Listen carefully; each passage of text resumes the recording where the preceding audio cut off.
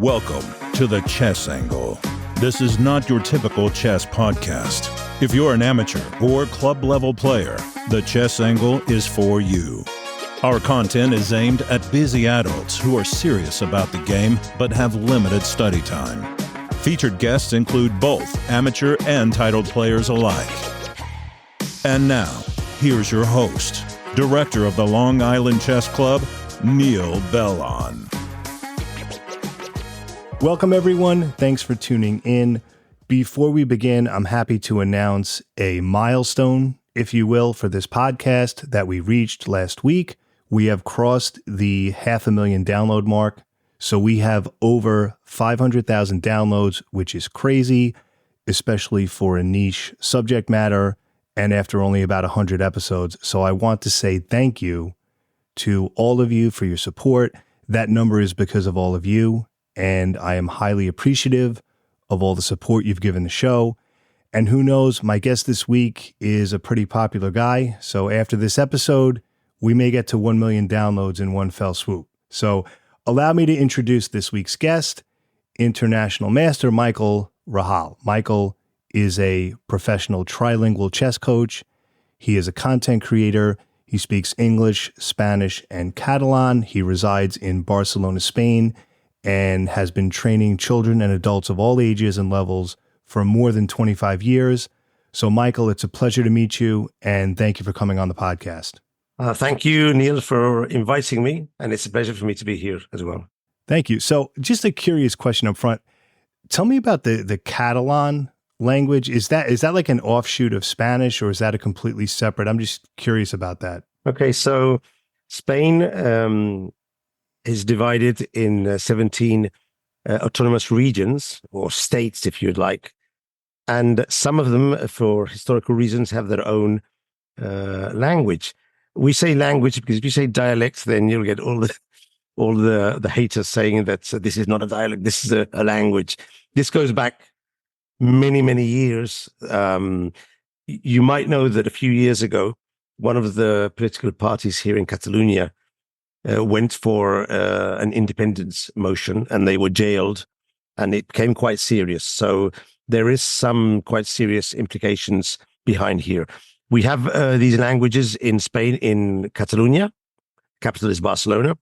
We have them in Galicia, that's northwest of Spain, and we have them in the Basque Country, where you might recall names like Bilbao or San Sebastian. These are the main towns in the Basque countries. Each three of these autonomous regions, we have our own language, which is basically spoken by the people who live in the region. Most people speak it. Nearly all of us understand it. But if you're not living here, then you probably won't speak it for sure, and it will take a bit of time to understand it. Of course, of these three languages, Catalan is the most popular because we are 6 million people living in Catalonia of the 40-something of Spain.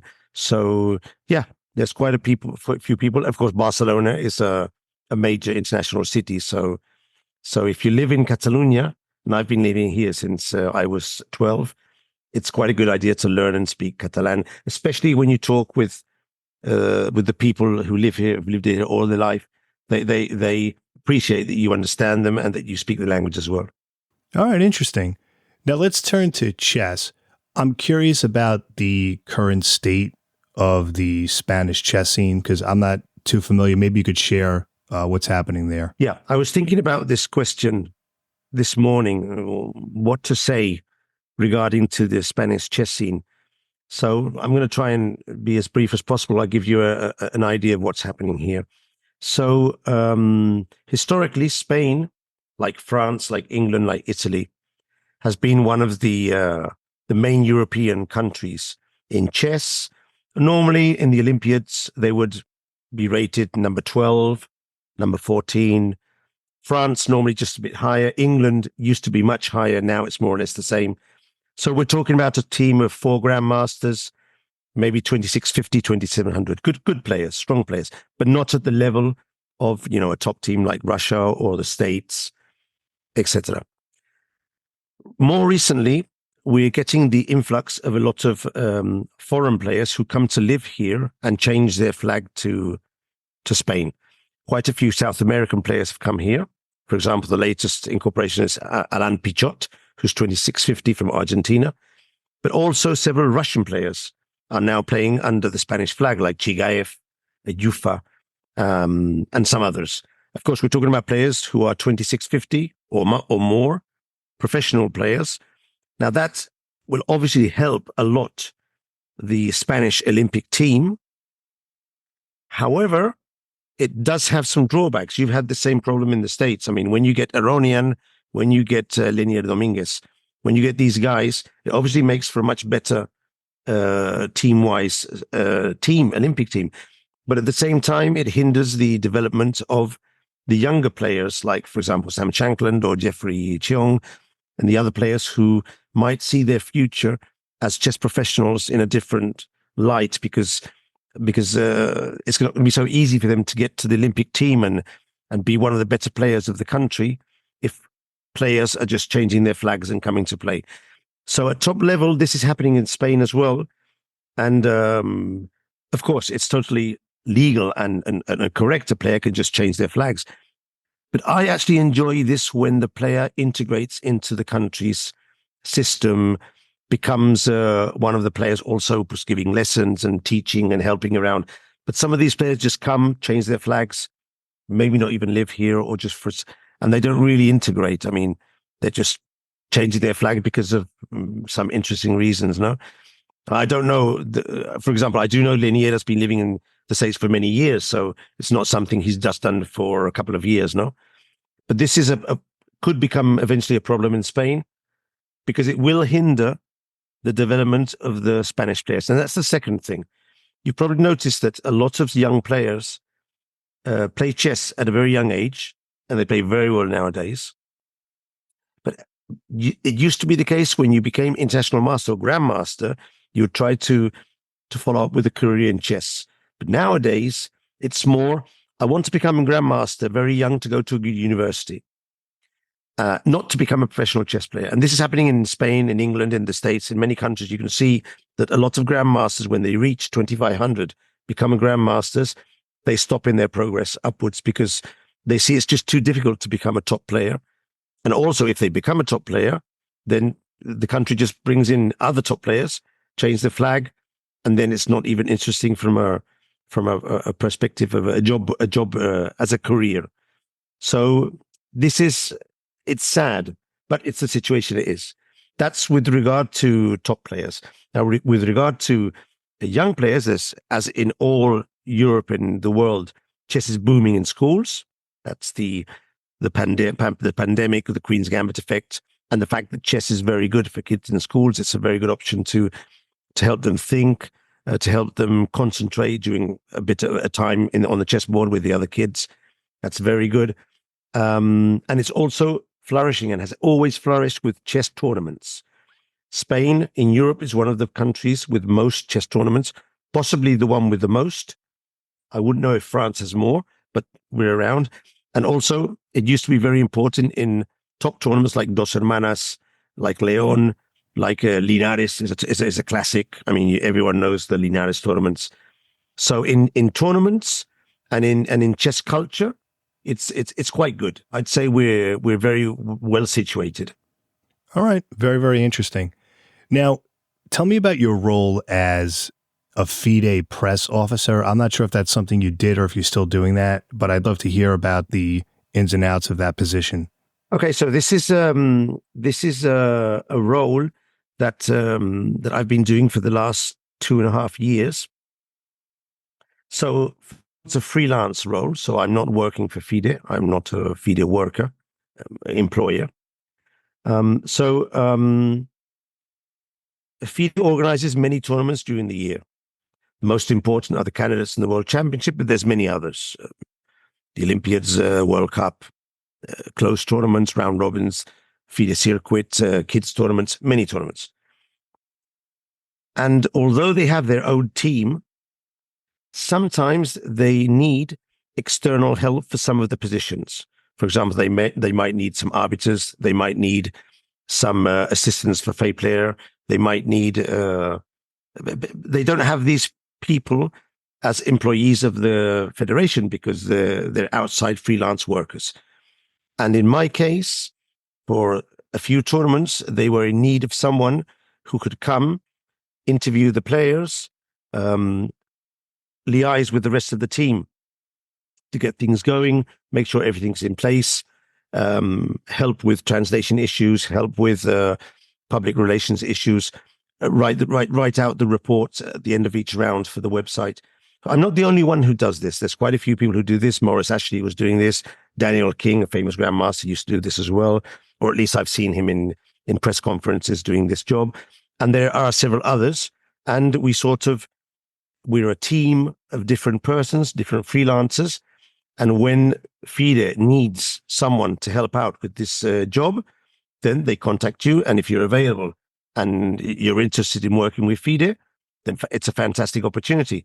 The first time I did this was in the World Cup in Sochi. That was 2021. Of course, it was the first time. I wasn't very experienced. But at the end of the tournament, everything went well and I was quite happy. And since then, I've done the Olympiad of Chennai. I've been in the World Cup of, where was the last World Cup? In Baku, in Azerbaijan. I've been to several Grand Prix in Munich, in Kazakhstan. So for me, it's been an opportunity to travel, to meet very, very nice people, to interact with other FIDE workers and officials, to get to know all the players. Of course, as an international master and also speaking different languages, it does give me a sort of head start over maybe other people, because interviewing these players is not such an easy task. Sometimes they've just lost a game. Sometimes they've won, but they don't really want to talk. You have to be careful with the type of questions you ask them. You have to be incisive in the questions, but at the same time, understand how a top player is feeling after winning or losing a game. Maybe I haven't played such a high level, but I've played with many grandmasters and I'm a player myself, so I do more or less understand how they might be feeling. I can also ask them some questions regarding technique or the actual game, because they do know who I am. They know I'm a player as well, so they know I more or less understand what's happened in the game. So they don't expect silly questions from me, but more or less serious questions. So it's an entertaining job. I'm happy to do it, and whenever FIDE calls me, if I'm available. See, that's fascinating that you have to sort of keep the context in mind. Like, did the player win? Did the player lose? And because a lot of interviewers, they might not even think about that and just have a set list of questions. But it's kind of like you said, you have to tailor it to the particular circumstance, or it can go south. Normally, we don't interview too many losers because that's not something they really want to talk about. But I have been in that position before, and they're very tricky. But even if someone's just won, it might be a good game, it might be a bad game. I've had instances of asking someone about the game, about some special moment in the game, and then myself realizing that it was actually a mistake because he'd won the game, but he didn't really should have won the game anyway. So it is a bit tricky. And then there's many other considerations: if he's tired, if he's not tired, the different characters and personalities of each of the players. Chess players, we're very special persons, as you well know, and the top players aren't different. I mean, for example, I enjoy immensely interviewing, for example, Fabiano Caruana. He's a great guy, very nice, very calm. If you make a mistake, he understands. I mean, he's very cool. Vidit, the Indian player, fantastic. Just to give you two names. But of course, not everyone is like that, and sometimes it's a challenge. So yeah, it's not an easy job, and it does have some moments where you're thinking maybe this is not for me. But on the other hand, when you reflect on the place you've been, on the people you've met, on the experiences you've had with other people in the team, then you realize that it's quite nice. Now, obviously, it's a paid job as well. So at the end of the tournament, you're getting paid, and you're getting paid quite well. So it's something that I always enjoy. It has its challenges, but I think it's quite a nice job, yeah. Now, what was the interview with Magnus like? I was looking at your interview with Magnus after the 2023 FIDE World Cup. So to interview Magnus, I'm sure that must have been exciting. Like anything, I don't know what you can or can't, what you're at liberty to discuss, but anything you could share, I'd love to hear about it. Yes, it was very nice and very nerve-wracking. So, as you know, Magnus Carlsen had never won the World Cup. It was the only thing he had never won. And he'd been trying several years. So we have to go back 2 years to Sochi. And Sochi, I was there as press officer. And Magnus Carlsen lost the semi-final to Duda, who's a very good player. Now, I was on the stage when Magnus resigned his game against Duda. And the Russian press asked me to bring Magnus to the press conference. And he was really pissed off for losing the game and getting knocked out of the tournament, whereas Duda was immensely happy. So I made a decision, and I decided to let Magnus go and take Duda to the press conference. But I told Magnus, you don't have to stay. But tomorrow he was going to play for third, fourth. You have to stay and give me an interview, whatever you do. And he went off. The next day he came, he crushed Fedosiev in a really magnificent game. And then he came to the press conference as he said he would. And he gave a really nice 6 or 7 minute interview explaining his sensations after having been knocked out the day before. So I'd already interviewed Magnus. He knew who I was. I'd already talked to him 2 or 3 times in Baku as well. And the thing is, the last day, he had to play with Praggnanandhaa for the final. We had decided that if he won, we would try and do an interview with him. But we had to get it in before the prize giving because, Neil, with these top players, you really need to get things done as soon as possible because afterwards they have other commitments and they just might not come back to the press conference. So we prepared a special room. It was called the glass room because it was all in glass. And the photographer, my friend Stevie, prepared all the photo shoots and some chairs. And as soon as he won his game against Praggnanandhaa, we whisked him off to the room. There was about 300 people waiting to get autographs and all the rest of the press waiting for the official press conference. But I knew that if I let him go to the official press conference first, then he'll be very reluctant to come down and sit for a long press conference. So we brought him in. He came with us because, he had to come with us. We are the official press. We sat him down and we were there half an hour. The president of the FIDE came in and sat with us during the interview. That you can't see that on the screen, but he was there. He enjoyed to listen to of course, he congratulated Magnus there as well. And for me, I had my list of questions. I prepared the interview as best as I could. And of course, I didn't go through all the questions. You can never do that. But he was really, really happy to have won that tournament. This is something that people don't know because the interview starts with me talking to him. But we were there for 10 minutes before the interview started while the photographer prepared all the details for the photo shoots and for the camera. And I was talking to him during that time, a bit off the record. And you could see he was he closed his eyes. He sort of was like 3 or 4 minutes meditating, relaxed. Well, maybe not 4 minutes, maybe 2 minutes. It was like a weight had been taken off his chest by winning the World Cup. And then we got the interview in. And then, of course, we did the rest of the commitments. He was very nice, very gracious. And I hope at least, or I try to think that my relation with him before that interview in the previous days and the previous tournaments had sort of helped to create an atmosphere that allowed him to be comfortable during that time with me. Now, I think that's important. The players start to get used to the interviewer and they know that when they go to talk to Michael, there's going to be no strange, weird stuff. It's going to be a professional interview with a serious couple of questions and something correct and professional. And I try and keep that focus in mind.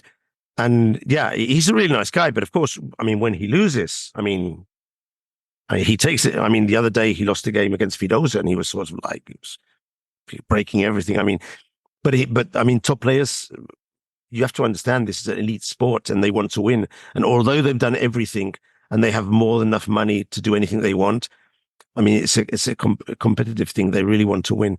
So that interview is probably one of the most satisfying things I've been able to do in my life.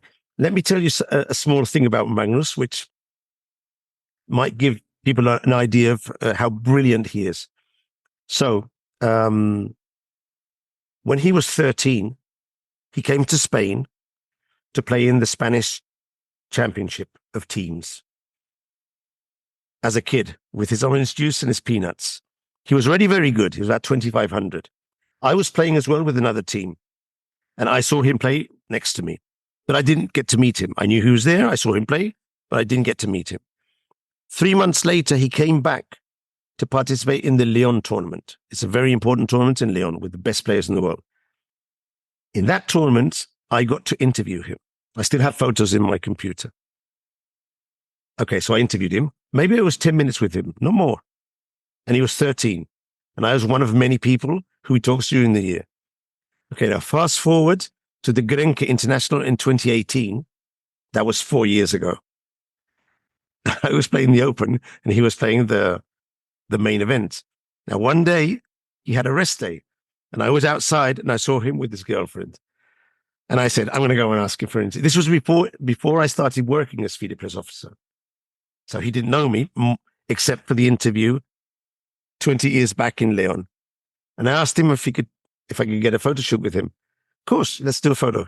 And his girlfriend said, do you want me to photo? Okay, thanks. So I was standing here. His girlfriend was with his phone. And I said, Magnus, you probably don't even remember, but 15 years ago we met. Yeah, of course, you interviewed me in Lyon.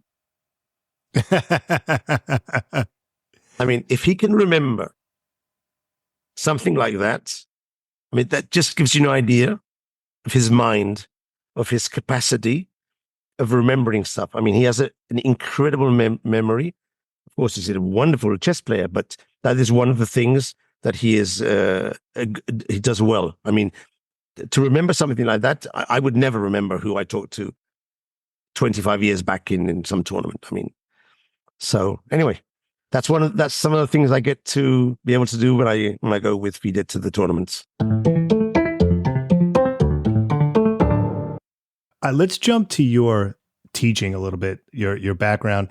I know for a time you worked you were the coordinator, I should say, of the Miguel Illescas Chess School. I hope I'm pronouncing that right, in Barcelona. That was from 1999 through 2017. You've managed more than 1,500 kids in schools, 40 to 50 schools, plus about 15 to 20 teachers. You were in charge of that. And you left in 2017. Yep. And since then have focused on private lessons with kids.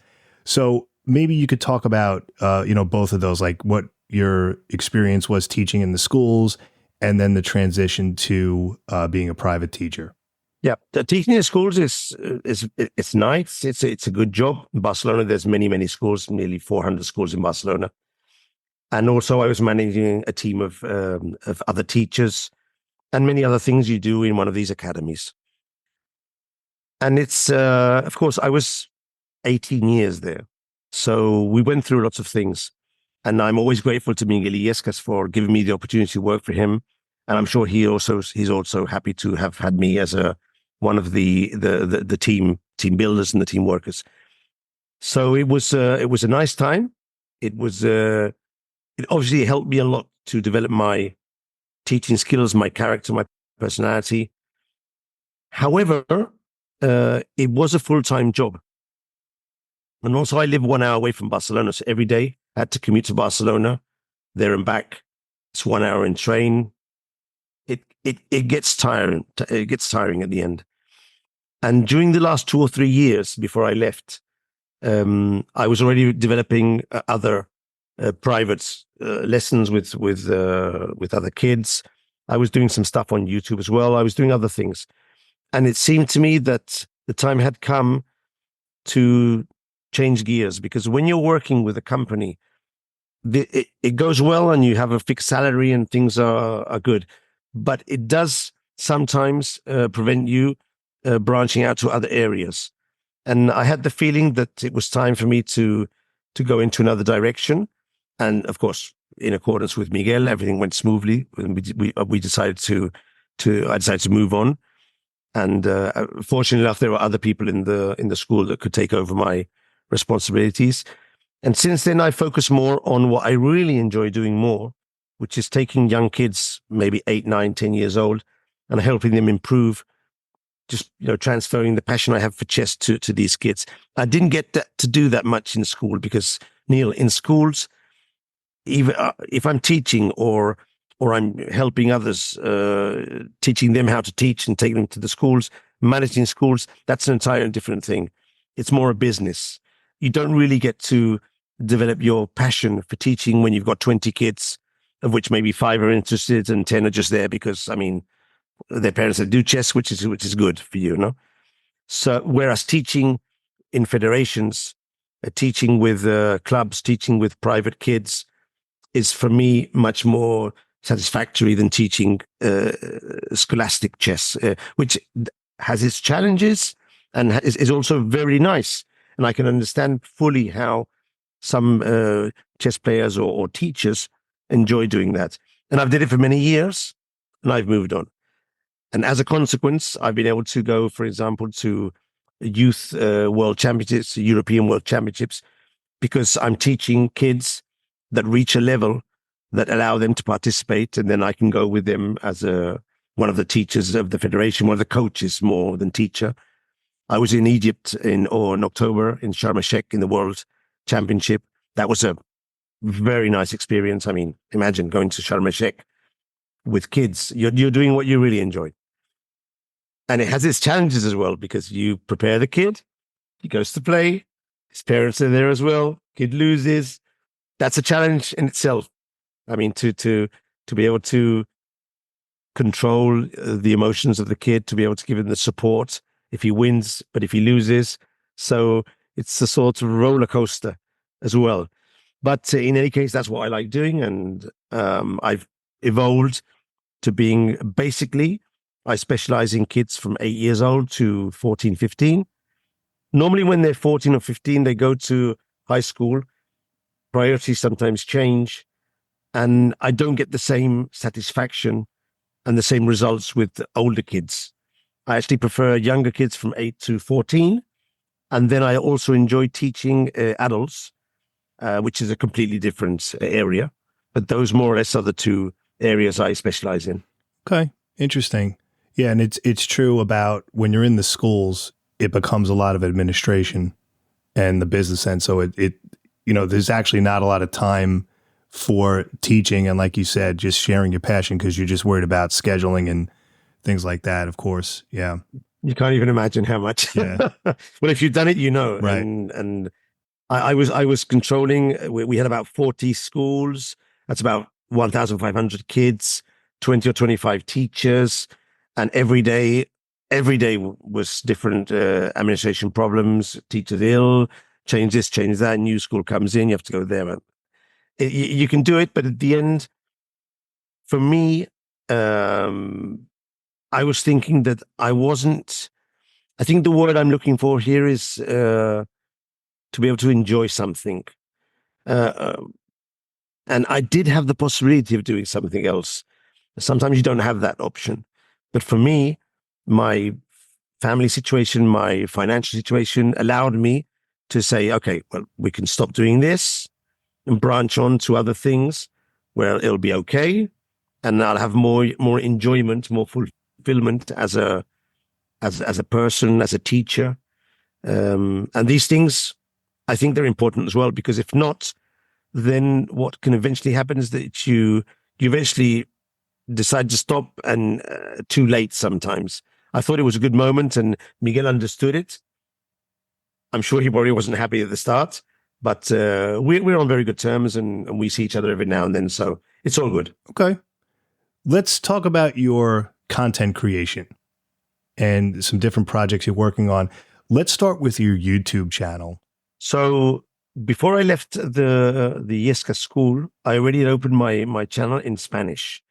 And I did that because no one was doing chess content in Spanish. We're talking 2015, 2016. It's quite a few years back. I'd already been working for the ICC as an admin many, many years back.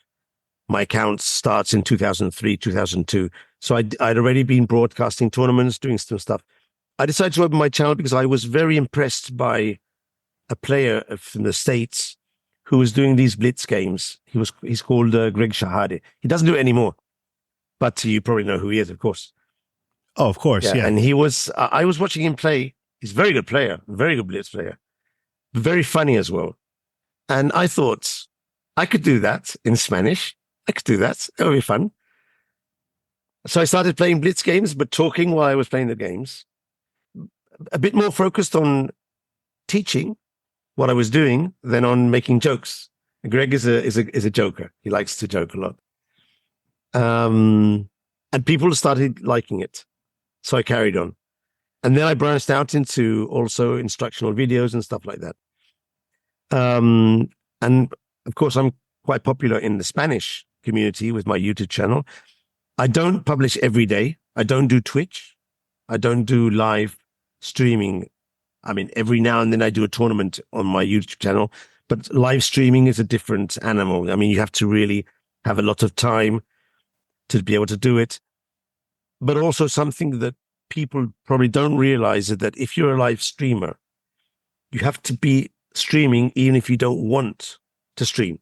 Yep. That's what Hikaru said. He goes, if you really want to be a streamer, you got to do it every day. You have to want to do it, and you have to do it even if you don't feel like doing it. And that's something that people don't realize. I mean, you do your podcasts. For example, if today you get up, you've had a problem with your wife, you've had some problem in the work, you send me a Michael, can we reschedule for tomorrow? No big deal. If I do a YouTube video, or I get up in the morning thinking of doing a video, and I've got an idea, but when I sit down, I'm not there. I'm not there. I'm not. The idea doesn't. I'm not there. I have a problem. Something's happened. No big deal. I do it in the afternoon or the next day. But if you're a streamer, you have to stream, and if you don't, you're fighting for the same audience that 20 other streamers are fighting for. And if you're not there, they're going to go to another place. So it becomes a sort of competition. And I like to compete. I'm very competitive, but I don't like to compete against other people in this sort of area. I prefer, also because of my age, I normally maybe appeal more to maybe the older generation, not so much the younger generation, which is perfectly understandable. So it's something that I don't really want to do for several reasons. And in principle, you won't see me doing that. And if you see me doing streaming, it will be something like once a week, Friday evening, doing a chess lesson, for example. That I can see myself doing, but not every day, for sure. And now there's this new content creating, which is streamers going to tournaments and then streaming their tournament games. That's something that I still have mixed opinions about. I'm not quite sure if it's something that I like. If I've got mixed opinions about that. It's very relative. It's very new. So I'm going to wait a bit more to see how it develops and see if it gets a bit of traction or if they stop doing it, because I have mixed opinions about that. Regarding YouTube, I'm opening an English channel. And actually, yesterday, I recorded my first English video. And hopefully, it will appear this evening or maybe tomorrow. I'll send you the link. So, again, I had the decision to put English content on my Spanish channel, which already has 30,000 subscribers, or open up a new channel in English. And I'm still trying to decide which is the better option, because both have their pros and cons. Probably I'll open a new channel. I don't really want to piss off all my Spanish audience putting videos in English, which some of them would understand, but many others would probably be annoyed. So I'll probably do it in English. And I do like, and I enjoy creating videos and, just giving my passion for chess and trying to help other players learn, or if they don't want to learn, at least be entertained or enjoy some chess content, like myself and many other players. This also allows me to extend my reach as a chess teacher, and also get to be able to do things like prepare courses for different companies, go to FIDE to events. When people get to know you, then it's a bit easier to be able to convince them that you might be able to do other things as well. So I'm very happy as a content creator, but I try not to do too many live things for the reasons I told you before. I think that's very well said. Now, what I would sort of, I don't want to like suggest, but I think the idea of, from what I've read from experienced content creators, not just chess, but people with experience in YouTube in general, I would do the separate channel for English, I think, because they say that your audience goes to a YouTube channel for a specific purpose. And I think if people have to weed through, well, this one's in Spanish, this one's in English, it's probably, well, you seem to be leaning towards doing it separately anyway, right? Yeah, it's something that I've struggled with, to try and make the best decision. And I'm not even sure that when I make the decision, it will be the best one, but that's what I thought of, exactly that. Whoever follows me in Spanish, if they want to see my content in English, they'll probably end up going there anyway. However, if someone follows me in English, but then decides to go and see one of my videos on my channel, only see Spanish, it might affect, not so worried about the views really, because I'm still a small channel. It's not that much, but I'd like people to follow me for my content so they can understand what I'm saying. And Spanish and English are very difficult. So I'll probably lean towards doing a separate channel and see how it goes. Yeah. All right. Best of luck. Yeah. We'll put links, everything's that Michael's talking about. We're going to put links for all this stuff. Now let's talk about Chessable. I know that you just finished, I mean, like last week or a few days ago, you just finished recording a course. So tell us all about this upcoming Chessable course and any other projects you're doing with them. Okay, so Chessable, as you might know, has its offices here in Barcelona. Yep. So they're an international company, but they have the offices in Barcelona. Also, you probably know that Chessable has been acquired by the Chess.com group. So they're part of the Chess.com group. So their offices in Barcelona, very nice people there. I actually knew most of them beforehand, but I did get to meet 2 or 3 other people who are extremely nice. So I'm doing 2 things for Chessable exactly at the moment. The first, I'm developing my own course in English, which is a repertoire for white of positional play for the club player. That will be probably finished by June, and I'll be recording it in the offices in July. So expect to see a course by me in September, maybe October. Not quite sure how long they take to produce. But the recording I've done last week is a recording of a course in Spanish that won the Chessable Make Your Course contest. So Chessable each year does a contest in English, and this year also in Spanish. You can submit a course, and whoever wins the contest gets paid $2,000 something dollars as a prize, and also gets the course to be published by Chessable. And in the Spanish case, I am the presenter of the course. In the English version, Morris Ashley is doing the presentation of the English course, and I actually think he's doing it these days in Barcelona. So I think he's around here.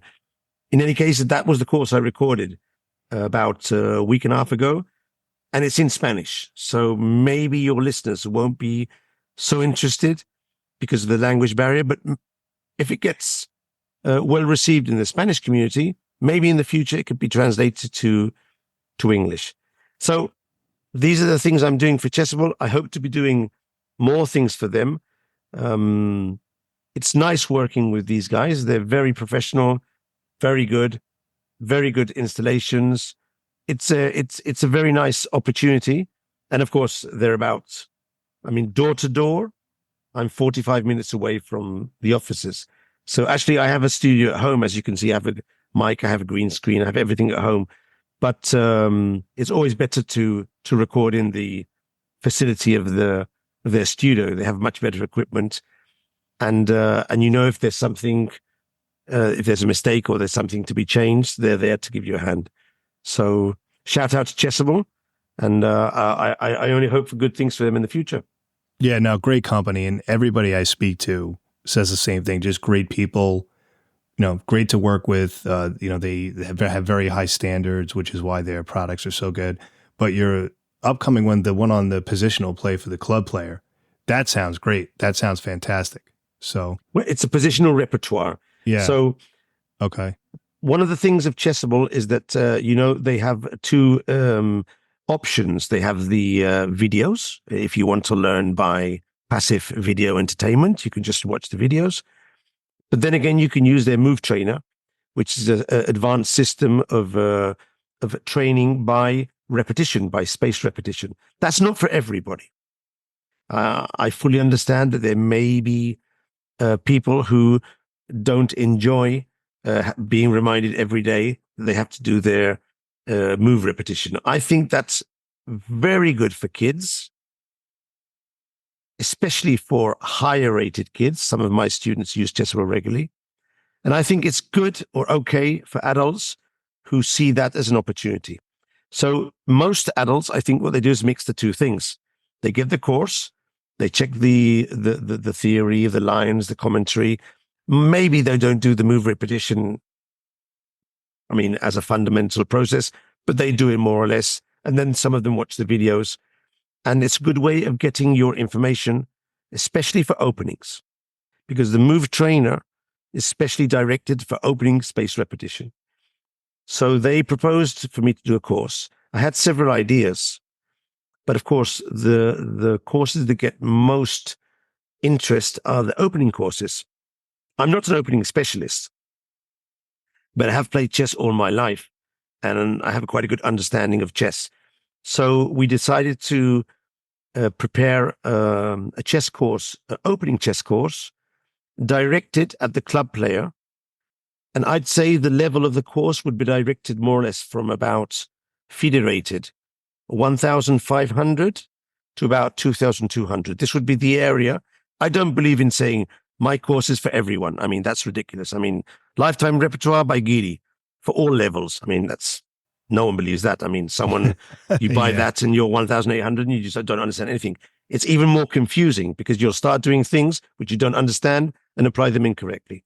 So I think that you really have to try and be honest and say, okay, my course is more or less for players around this level, 1,700, 1,800, the typical club player, a decent club player, but can be useful for slightly lower rated, and of course could also be useful for a 2,200 player who wants to learn a new series or openings, and then will delve deeper by himself afterwards. So it's not going to be useful for a grandmaster, for example, my course, because probably the grandmaster will probably know most of what I'm publishing.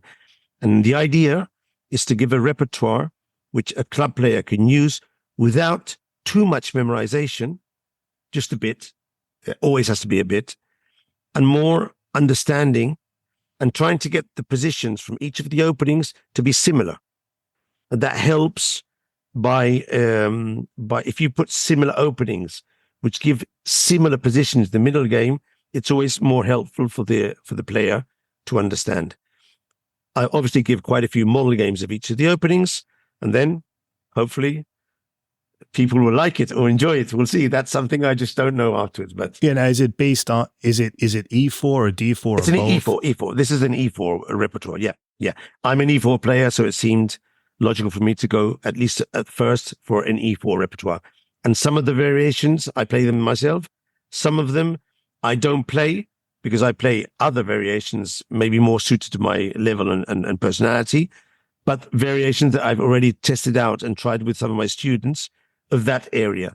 The thing is, if you're a teacher and you teach students in the area of 1,500 to 2,200, I've got quite a good grasp of the type of strength they have and what they can learn and what they're able to absorb depending on their age and their level. So hopefully that can be translated into a good course. And I'm not the only one. I met Andras Toth, the Australian creator. I met him in Barcelona last week. Great guy, very, very, very fun guy. Oh yeah. And he's also in the same direction and line as me. I think we're actually quite similar.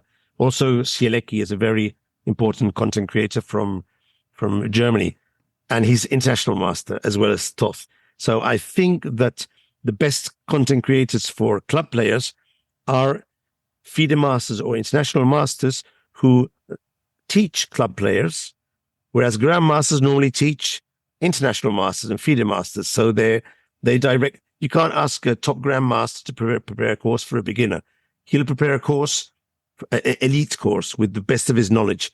He won't double down and put out variations that he knows are not very good, or not very good, but they could be good for club players. That's the thing. A line could be good for a club player, not bad, but it could be okay and easy to understand for a club player, but not good enough to play at international grandmaster level. And it's two different things. I mean, I could give you several examples, but I mean, it's just something it's there.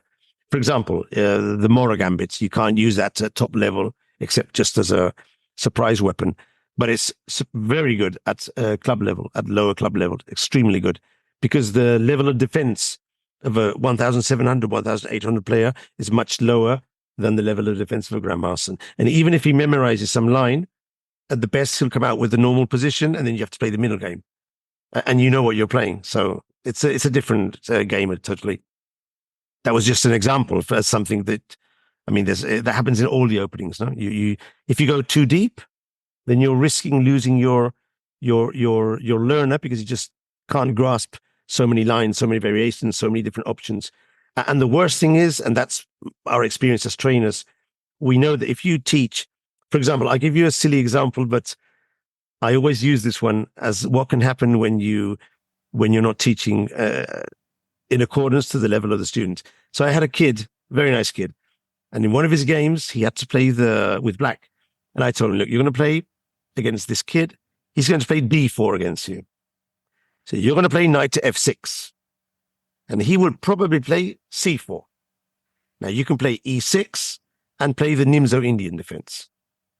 And we talked a bit about the Nimzo, very basic, just a few ideas. Now I told him, of course, instead of playing knight to c3 and allowing you to pin him with the bishop, he might play knight to f3, and then you just check him with the bishop anyway, and that's called the Bogo Indian defense. And that would be a bit like the Nimzo Indian defense. So it was all good. So he was now pumped up to go to the game. We're talking 1,600, 1,700 FIDE rated, which is about 2,000 on Lichess, more or less. Decent players, but there's a kid. It's a young kid, 11 years old. He goes to the game, and I'm with his father watching the game on the mobile. Game starts d4, and he plays knight to f6. Everything's going good. The next move was knight to f3. But he remembered that he had to play e6 anyway, and against c4 he can do the check. And now the other kid against e6 just played e3, which is the so-called Kol system, or the Zukertot Kol system. Now, it doesn't make much sense to do a check on b4, because he'll just block with the c pawn to c3. So I was expecting the kid to understand this and do any other move, d5, c5, any move. But he checked on b4 and lost a couple of tempi with his bishop. Now, after the game, he was able to draw the game. And after the game, this check on b4 doesn't make much sense, no? But you told me to check on b4. That was the move I had to do against all of his moves. So this gives me a sort of insight in the kid in particular, but also on the difficulty of learning openings. If you have too much information, then you get confused. And then you do things which you shouldn't do. And this happens in the range of 1,500 to maybe 2,000. After 2,200 FIDE rated, the players are already quite strong, and they understand the differences, and they understand the nuances, and they know when they can deviate, and then they know what to do if it's a bit different than what they've prepared before. But below that rating, it's normally better to give some concise information. And when they're better, then they can progress to the lifetime repertoires and the other things. So that's my teaching philosophy. And I think that most coaches at least the ones I've known, which are international masters, but focus on teaching, they also understand this concept. And that's my take on Chessable and on the courses.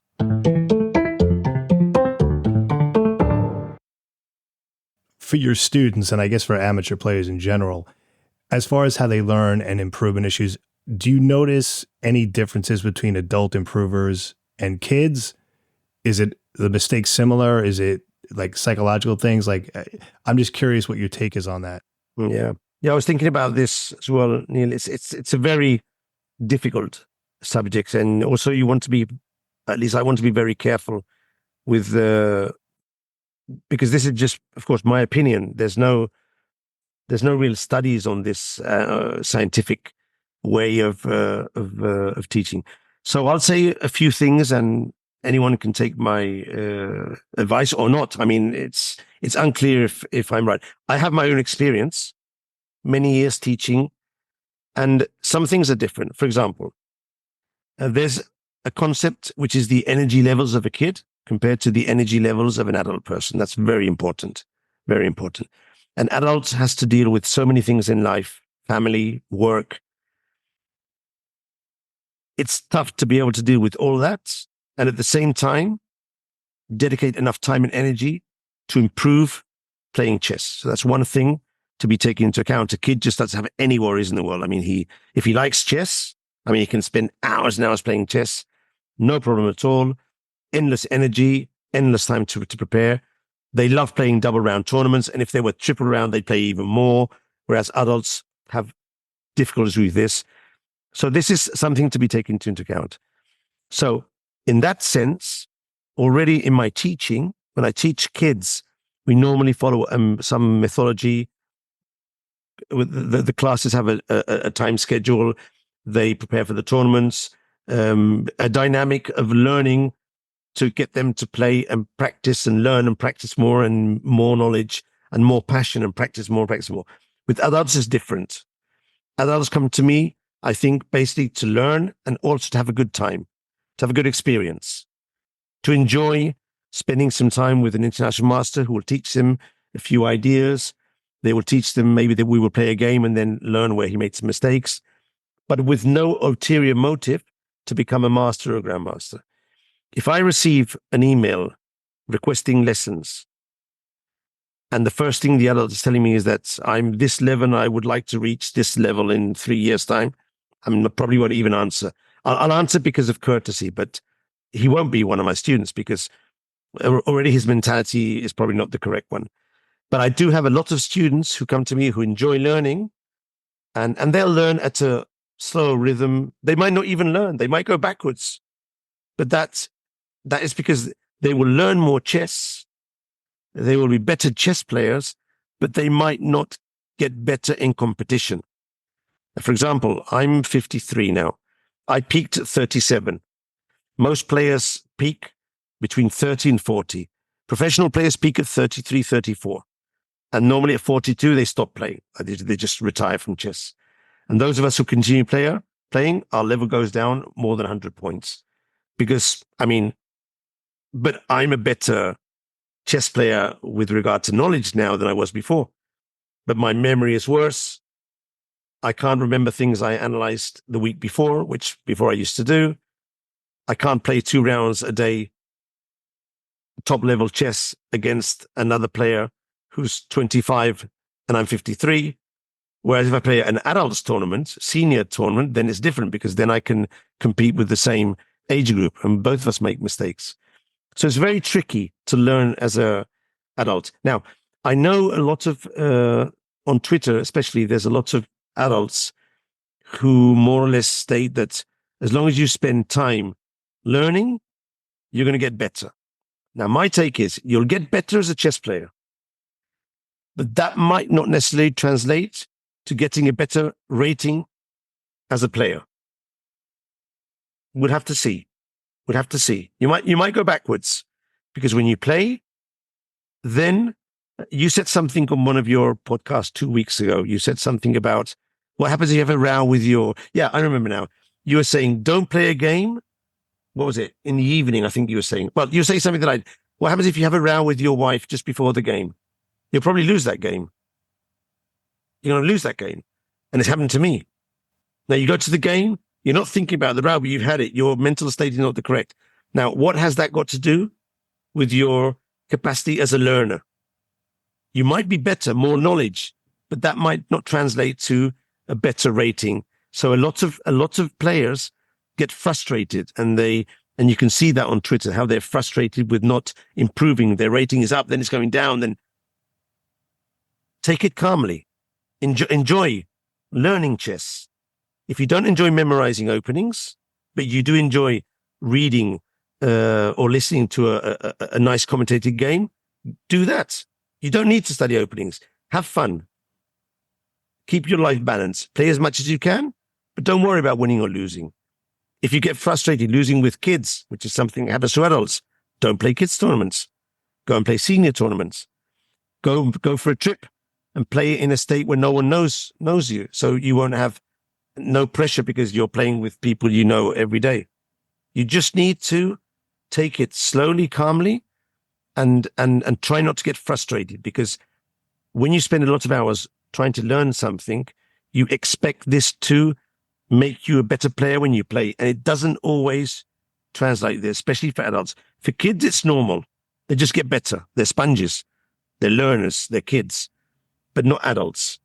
And if you have that frustration, then it could be a problem. I try and, in general, most of my students, when they're adults, if they're several months or years with me, they have this type of philosophy. If they come to me as a 1900 who wants to get to 2000, 3 or 4 lessons down the line, they see it's just too much hard work. I mean, because if they want to become that, you really have to grind, and then it doesn't work out. So that's my philosophy in general regarding adult improving. I don't know if it's been helpful or not, but that's my way of thinking. Michael, that was extremely well said. I think that was one of the most insightful explanations about the reality of being an adult improver that I've heard. Whereas your knowledge and time put in, it doesn't always transfer into tournament results because you're dealing with tournament conditions and all these other things. And like you said, if there's something distracting you, it doesn't matter how much you studied that week, it's going to affect your performance. So thank you so much. I'm going to leave it there. That was so well said. I'm just going to let that sort of hang.